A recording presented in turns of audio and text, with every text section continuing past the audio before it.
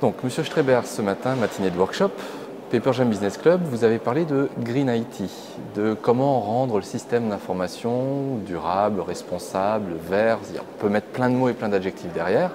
Vous avez montré un certain nombre de projets dans ce domaine-là qui se font au Luxembourg. Est-ce que vous pouvez en citer l'un ou l'autre ? Oui, je peux citer, je dirais, nos projets que nous réalisons avec ProGroup au niveau de l'écoparc Windhof. Donc nous souhaitons là faire des concepts novateurs de type Smart Building. Donc c'est notre projet SolarWind qui aura une triple certification environnementale avec BREEAM, HQE et DGNB. Et au sein de ce bâtiment, nous allons faire une surface intelligente. Donc effectivement, un réseau mutualisé entre les entreprises locataires. Donc nous allons effectivement essayer de convaincre les locataires via le promoteur immobilier d'adhérer à un concept de managed services, aussi bien de l'informatique que de la téléphonie. Dire qu'on va virtualiser un logiciel au sein d'une plateforme virtualisée de serveurs pour, par exemple, toutes les applications de téléphonie, pour la parlophonie, pour mettre à disposition une salle multimédia qui pourra être louée suivant les besoins des locataires de l'immeuble, voire de l'écozoning. Au sein de ce même immeuble, nous allons construire donc une informatique où chaque société peut virtualiser ses serveurs à l'intérieur de ce local informatique.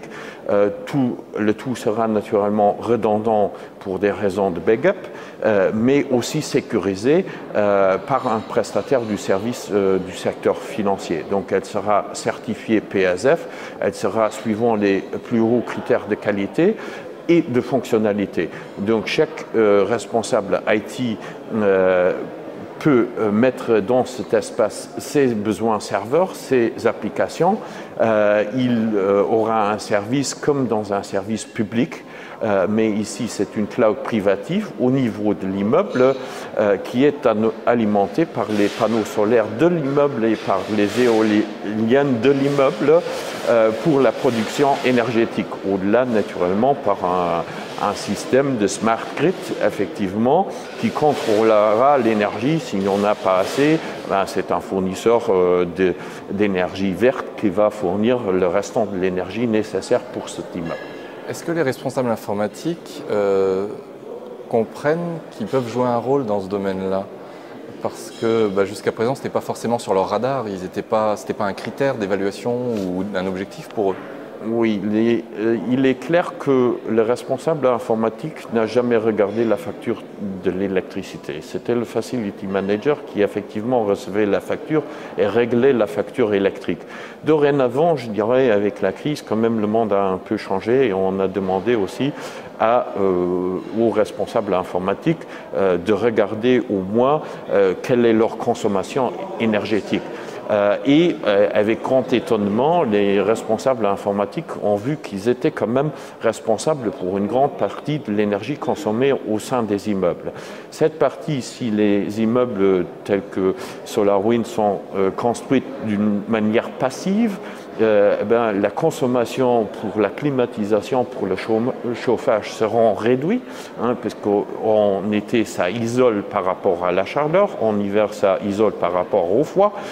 Donc la consommation des équipements IT et du téléphone, donc des serveurs, vont avoir un pourcentage beaucoup plus élevé dans la consommation énergétique globale de l'immeuble. Vu la diminution des autres domaines de consommation classiques qu'on connaissait dans les immeubles. Donc, on va porter de plus en plus d'importance envers les informaticiens.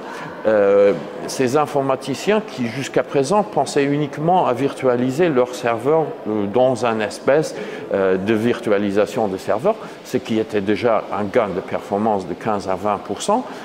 Mais dorénavant, ils auront certainement, des patrons d'entreprise, la demande d'aller au-delà et d'utiliser et de mettre à disposition plus rapidement des services. Et donc, ce type d'approche et de demande ne pourra que être réalisé d'une manière performante d'un IT manager s'il gère bien un espace cloud au sein de son immeuble. Est-ce que la technologie est prête? C'est-à-dire qu'il y a d'un côté le soft, il y a de l'autre côté le matériel, il y a un mélange de différentes briques, il y a l'infrastructure. Est-ce que toutes les briques sont au point aujourd'hui pour vraiment progresser? Certes, il y a des briques qui sont récentes. Donc, si on parle de desktop, de virtualisation du desktop, c'est une brique qui est venue récemment durant les 6 derniers mois.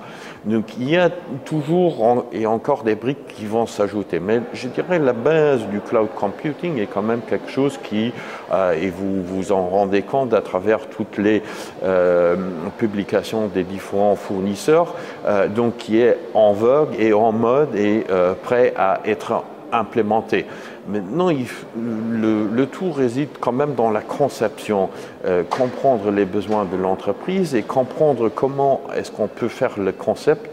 Et ça, c'est le travail quand même d'ingénieurs IT, de spécialistes du domaine.